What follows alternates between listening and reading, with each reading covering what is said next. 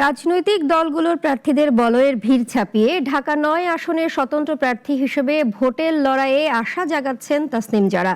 নির্বাচনী এলাকায় মানুষের দাঁড়ে দাঁড়ে গিয়ে তাদের প্রত্যাশার কথা শুনছেন, জানাচ্ছেন নিজের পরিকল্পনার কথা, বাস্তবায়নে চাইছেন ভোটের সমর্থন। হাবিবুর রহমান বাবুকে সাথে নিয়ে মুনিয়া জুথির প্রতিবেদন। রাজধানীর খিলগাঁও, মুগদা, সবুজবাগ, মাদারটেক ও বাসাবো সহ সংলগ্ন এলাকা নিয়ে ঢাকা ৯ আসনে নির্বাচনী প্রচারে রয়েছেন হেভিওয়েট প্রার্থীরা। দলীয় প্রভাবশালী প্রতিদ্বন্দ্বীদের ভিড়ে নতুনের বার্তা নিয়ে ভোটারদের কাছে হাজির হচ্ছেন এই আসনের স্বতন্ত্র প্রার্থী তাসনিম জারা।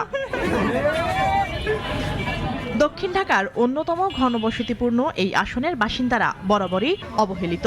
সাধারণ মানুষের মাঝে অনেকটাই আশার সঞ্চার জাগিয়েছেন চিকিৎসক ও সমাজকর্মী তরুণ প্রার্থী তাসনিম জারা। এলাকার ভোটাররা চান আর্থসামাজিক পরিষেবা, নিরাপত্তা, শিক্ষা ও স্বাস্থ্য ব্যবস্থার উন্নয়ন।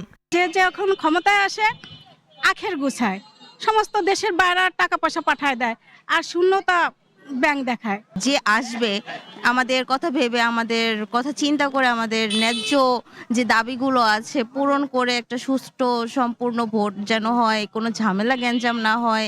স্বতন্ত্র এই প্রার্থী বলেন, পরিবর্তনের রাজনীতির শুরুটা করতে চান ঢাকা ৯ আসন থেকেই, যেখানে থাকবে মানুষের আকাঙ্ক্ষার প্রতিফলন। গণভোটে হ্যাঁ দিতে এবং যারা ঢাকা ৯-এর ভোটার আছেন তাদেরকে আহ্বান থাকবে ফুটবল মার্কার পক্ষে রায় দিতে। তাহলে আসলে আমরা ঢাকা ৯ আসন থেকেই পরিবর্তনটা শুরু করব, যে ভিন্নভাবে রাজনীতি করা যায়, মাইকিং ছাড়া, শোডাউন ছাড়া, কোটি কোটি টাকা খরচ করা ছাড়াও বাংলাদেশে নির্বাচনে জেতা যায়। ঢাকা ৯ আসনের ভোটাররা নতুন সম্ভাবনা ও পরিবর্তনের অপেক্ষায়। দলীয় রাজনীতির বাইরে থেকে তাসনিম জারা তাদের মন জয় করতে পারবে কিনা তা আগামী ভোটেই নির্ধারিত হবে।